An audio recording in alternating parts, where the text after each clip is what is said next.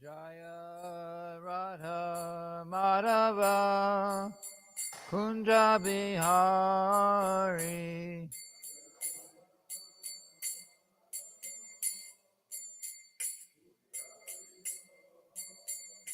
Jaya Radha Madhava Kunja Bihari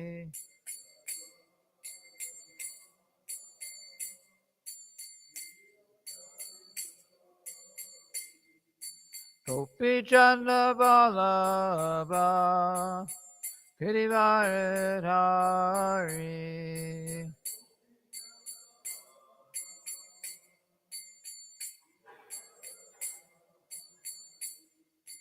Gopi Chandra Vallabha Girivaradhari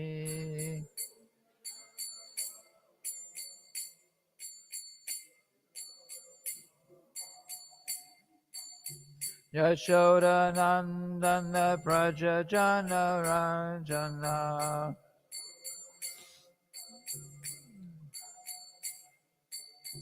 Yashoda Nandana Praja Jana Ranjana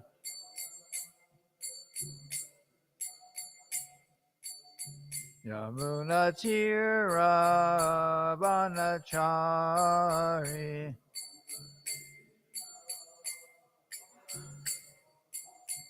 Yamuna Tira Vanachari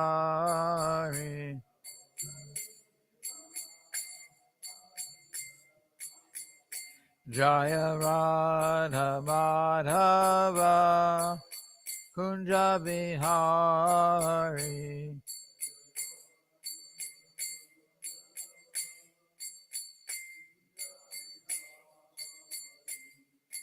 Gopi Jana Bhalava Girivaradhari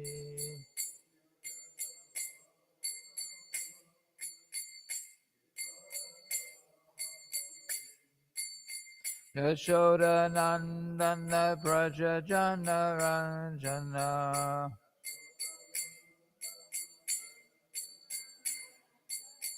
Yamuna Tira Vanachari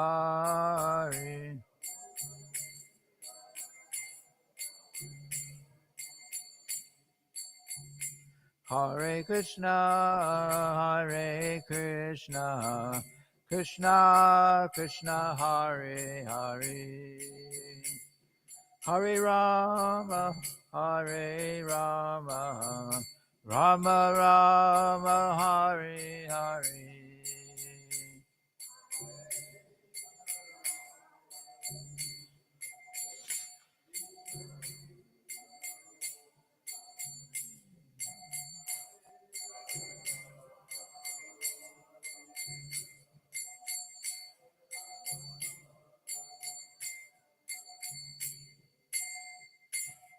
Sri Guru Prabhupada Ki Jai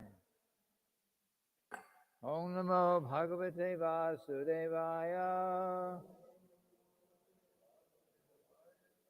Om Namo Bhagavate Vasudevaya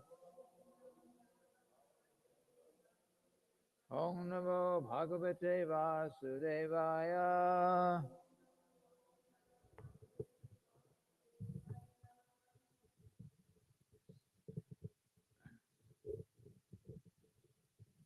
So we're reading today from Srimad-bhagavatam 10th Canto, Chapter 1, Text 33 and I think 34. Chapter is called The Advent of Lord Krishna.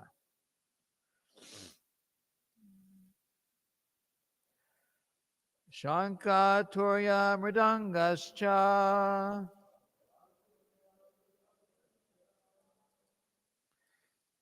Nadur Dundu Vayasamam Prayana Prakrame Tatta Vara Vadvo Sumangalam Shankaturya Mridangascha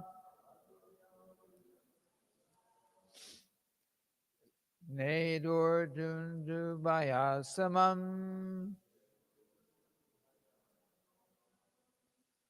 Prayana Prakrame Tatta Bharavadvo Sumangalam Shankaturya Mridangascha Nedur Dundubayasamam Prayana Prakrame Tatta Bharavadvo Sumangalam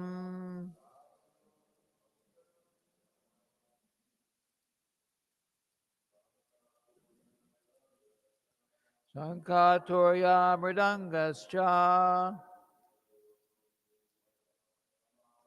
Nedur Dundubayasamam Prayana Prakrame Tatta Bharavadvo Sumangalam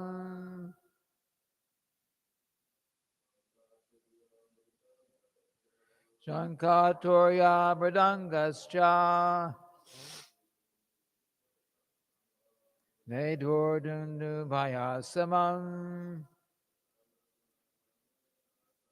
Prayana Prakrame Tatta Bharavadvo Sumangalam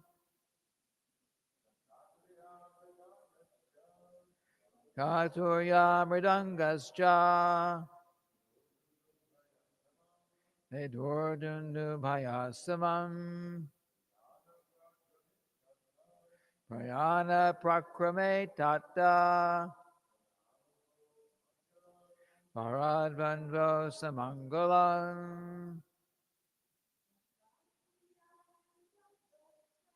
Shankaturya Mridangascha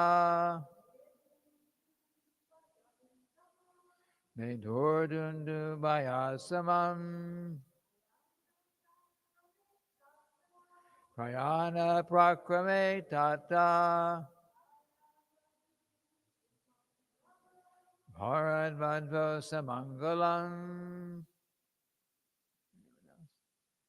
You want to try, Miguel?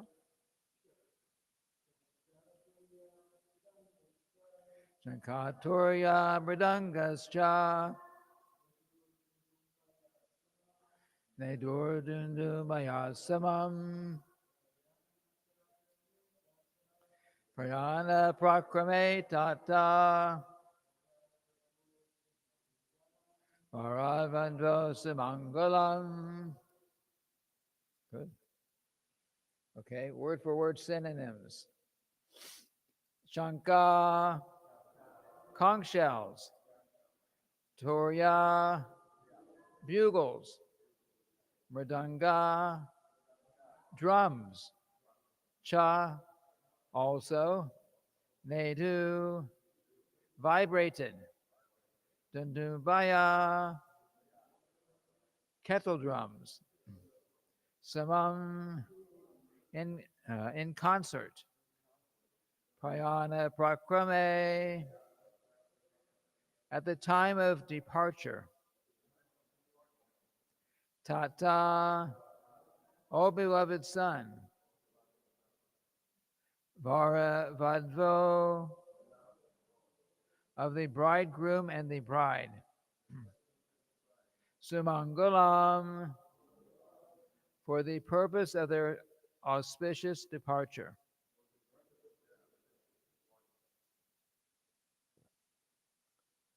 Translation.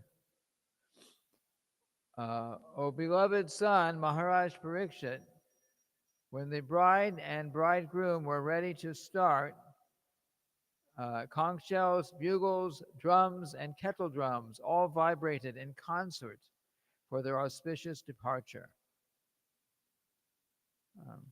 Repeat after me. O beloved son, Maharaj Parikshit, when the bride and bridegroom were ready to start,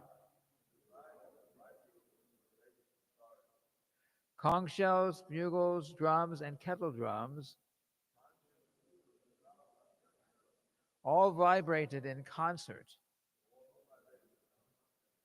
for their auspicious departure. And there's no purport, so we normally don't discuss the ones that don't have a purport. So we'll go to the next one. While Kangsa, controlling the reins of the horses, was driving the chariot along the way, an unembodied voice addressed him, quote, "You foolish rascal, the 8th child of the woman you are carrying will kill you," end quote. So, so of course, this is we've been reading in this chapter about Vasudeva and Devaki were just married, and now they're going off to their home, their new home, his home, and Kangsa, who is Devaki's brother, is affectionately driving the chariot, to their new home, but Kangsa is not actually a good person, and he's been warned by some omen in the sky that the 8th child of your sister, the 8th child will eventually kill you. So now he'll be in a lot of anxiety. So Srila Prabhupada's purport. The omen spoke of Ashtamo Garbha, referring to the 8th pregnancy, but did not. This omen spoke of Ashtamo Garbha, referring to the 8th pregnancy, but did not clearly say whether the child was to be a son or a daughter. Even if Kangsa were to see the 8th child of Devaki was a daughter, he should have no doubt that the 8th child was to kill him. According to the Vishwakosha dictionary, the word garbha means embryo and also abaka, or child. Kangsa was affectionate towards his sister, and therefore he had become the chariot driver to carry her and her brother-in-law to their home. The demigods, however, did not want Kangsa to be affectionate towards Devaki. They did not want Kangsa to be affectionate towards Devaki. And therefore, from an unseen position, they encouraged Kangsa to offend her. Moreover, the 6 sons of Marichi had been cursed to take birth from the womb of Devaki. Upon being killed by Kangsa, they would be delivered. When Devaki understood that Kangsa would be killed by the Supreme Personality of Godhead, who would appear from her womb, she felt great joy. The word Vahase is also significant because it indicates that the ominous vibration condemned Kangsa for acting just like a beast of burden by carrying his enemy's mother. So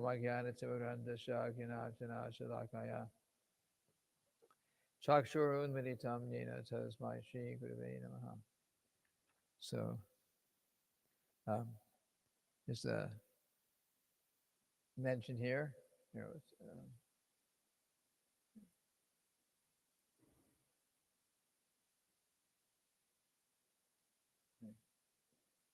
So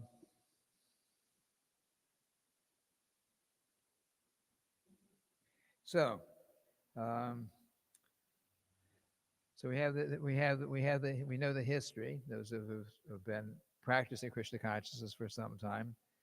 So Lord Krishna, um, beginning of this chapter, it's described how the personality of the earth, the predominating deity of the earth, or first of all, earth is not just or the planets themselves are not just lumps of stone and and water and so many things.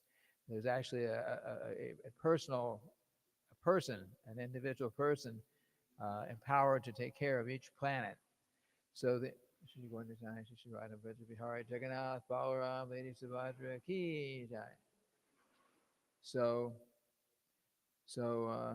Earth, Mother Earth, uh, she had gone with uh, to Lord Brahma, who's the creator of the universe, on behalf of Lord Krishna.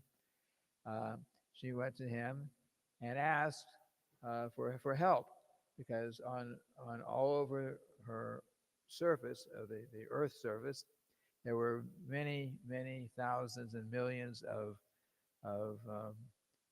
evil people who were causing a lot of disturbance.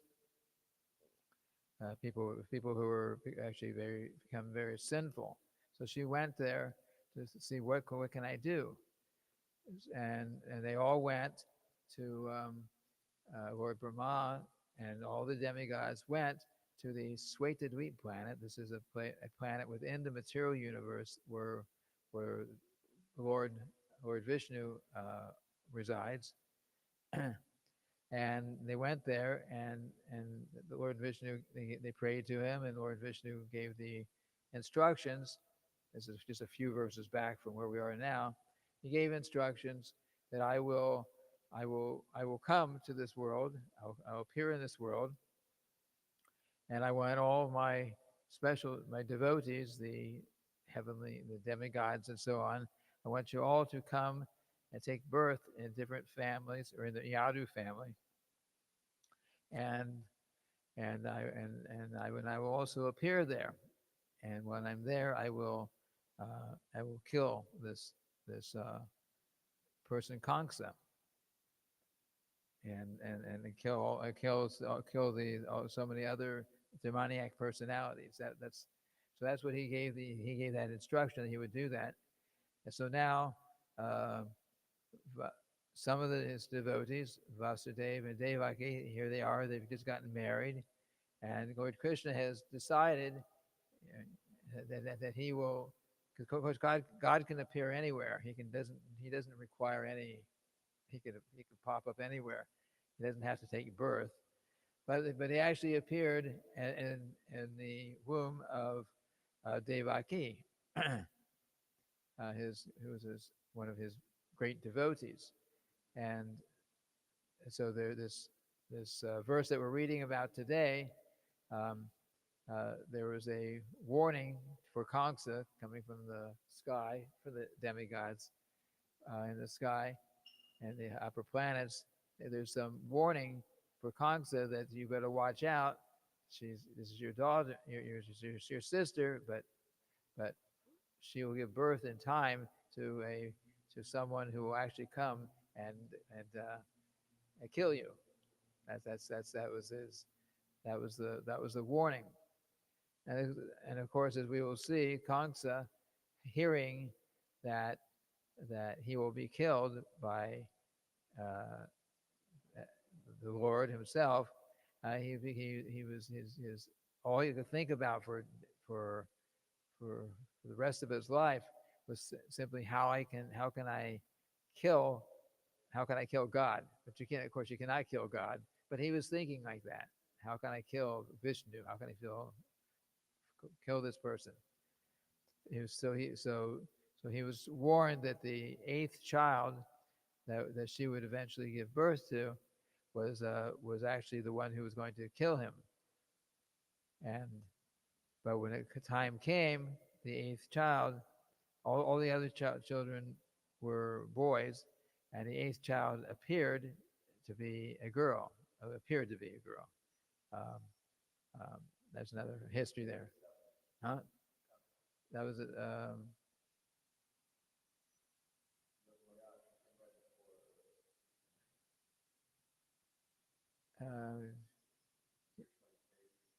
yeah, Krishna was the eighth. Yeah, but Yogamaya, yeah, Yogamaya was actually appeared as daughter of Yashoda, and they were switched. Remember? Yeah. So so the actually so anyway and Krishna was taken to Vrindavan or Gokula, like that.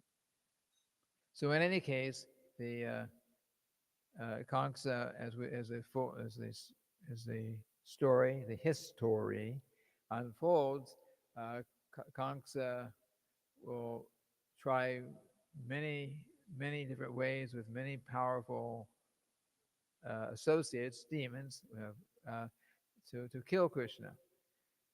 So, of course, nobody can kill Krishna. Krishna is God.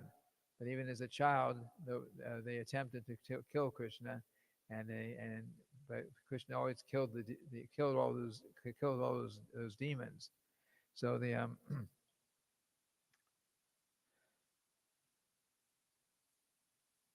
but it's for us it's very it's Krishna doesn't have to come to the material world. He does not have to come to the material world just to kill some personality. He can do that from anywhere, or he can empower someone else to do that. So his real reason for coming to the material world is um, to give pleasure to his devotees. So he had already given instruction that I will come, and you, all my devotees in the higher planets, you all come, and you take birth in different as different members of my big family, the Adu dynasty. You take birth like that, and then and I will be there.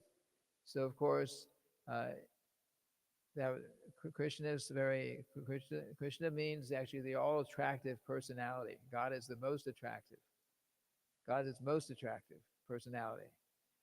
We are we are anyone that we are any personality that we are attracted to within this material world. There's what reasons? There's some opulence that they have. What are these opulences that someone might have?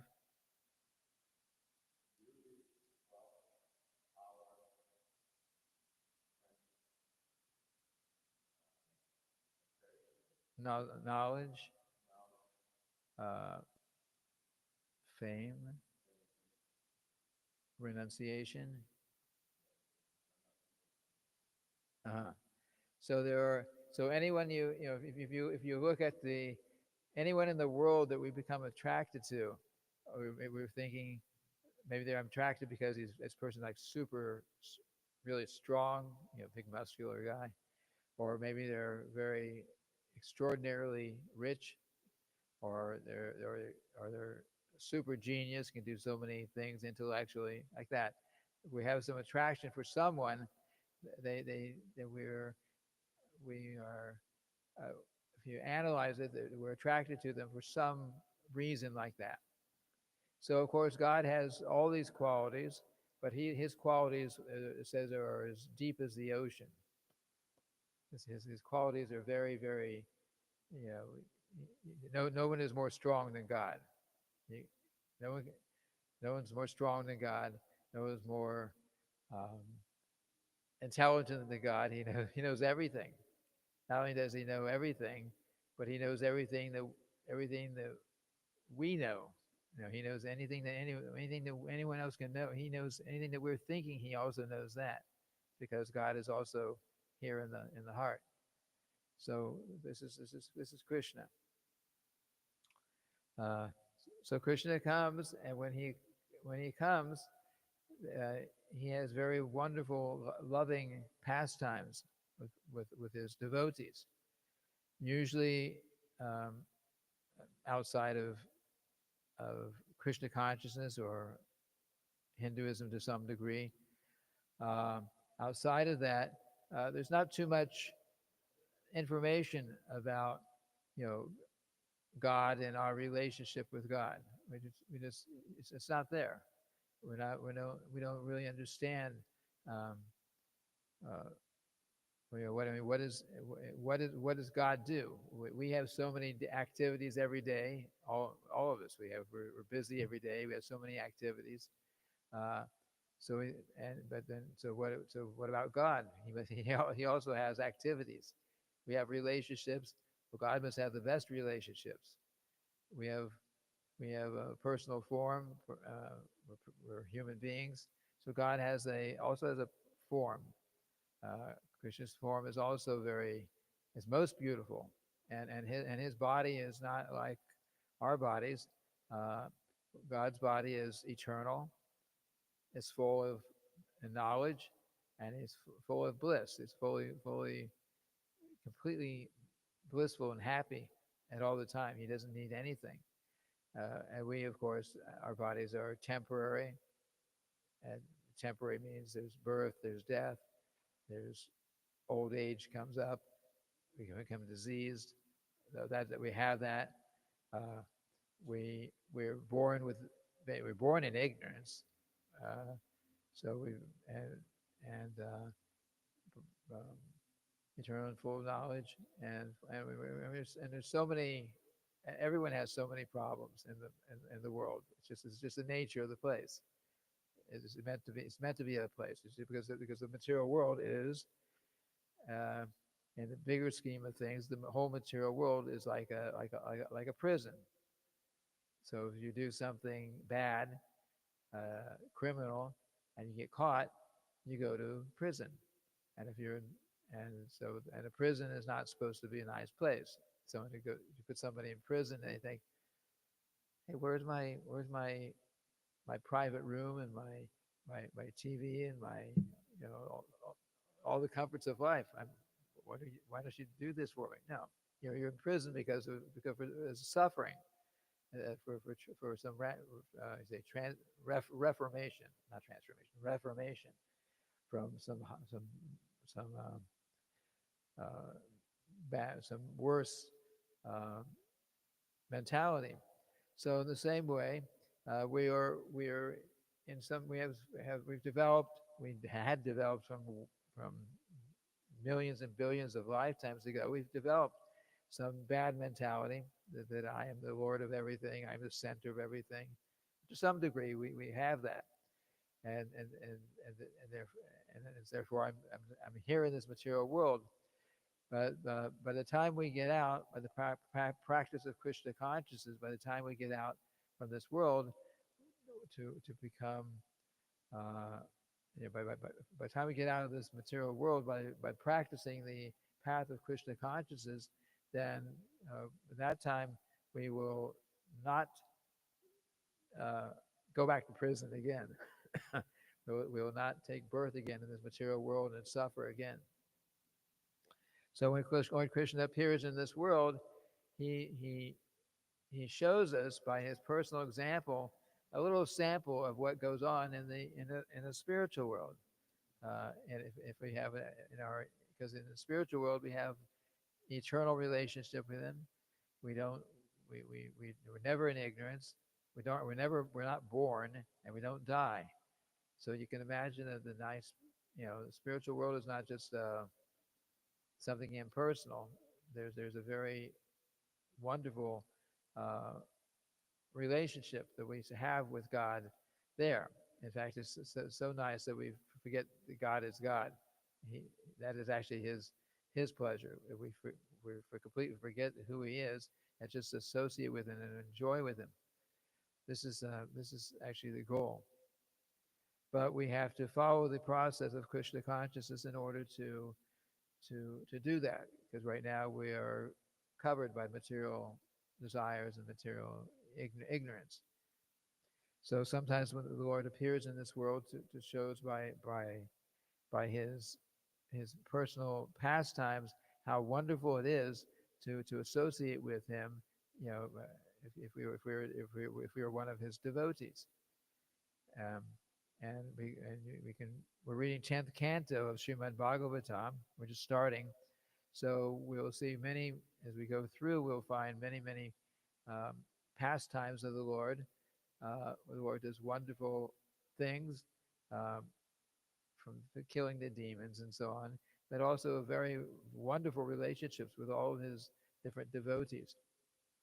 Uh, and of course, those kind of relationships can go on in the spiritual world. They don't have to be here, but because they are here, and because they are written up in the Srimad Bhagavatam, therefore, those of us who are here trying to become Krishna conscious, we have those pastimes, those to hear about and to read about and to aspire to actually be part of them, which we can do. We can also go back to the spiritual world and also be part of the Lord's eternal pastimes.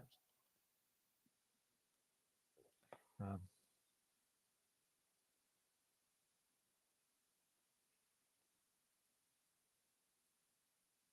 and uh, many times there are in Krishna's pastimes. Many times there are things that seem um, we don't understand why they're happening, but just like Devaki, she had 8 children, and the first 6, as they were being born, Kamsa took them and killed them. But why? What was the whole point? So there were some other personalities. Um, they were called 6 sons of Marichi. So there were certain, for some reason they made some offense, and they were to be killed. So they were going to be killed, and in that lifetime they would be born as Devaki's first 6 sons, and they would be killed by Kamsa. Um,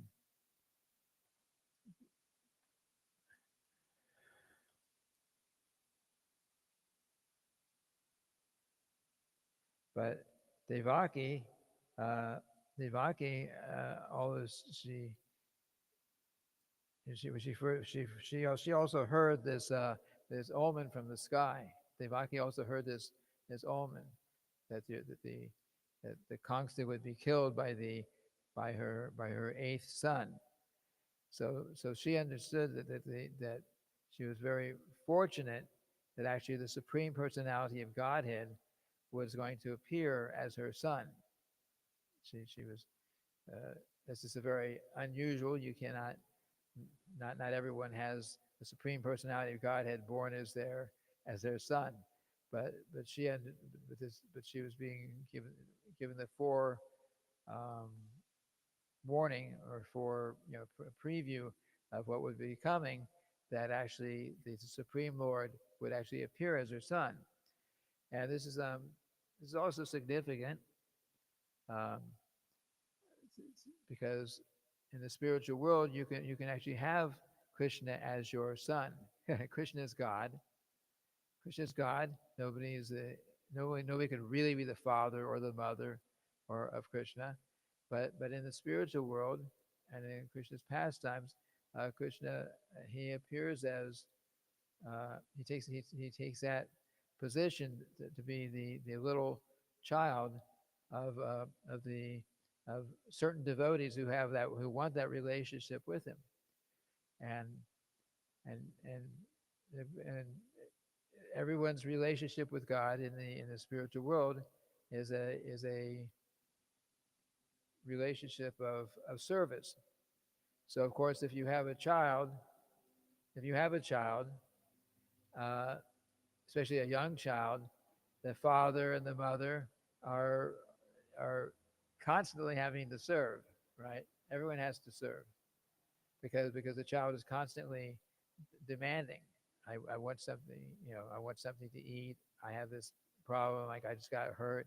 I'm in anxiety, whatever. There's constantly the parents are serving the child in that way. Uh, so in the spiritual world, if you have that relationship with Krishna, then as a parent, it's a very intimate way of serving the Lord, and so on. Anyway, these are just a couple of points here on this purport. Um, any questions, comments, anyone?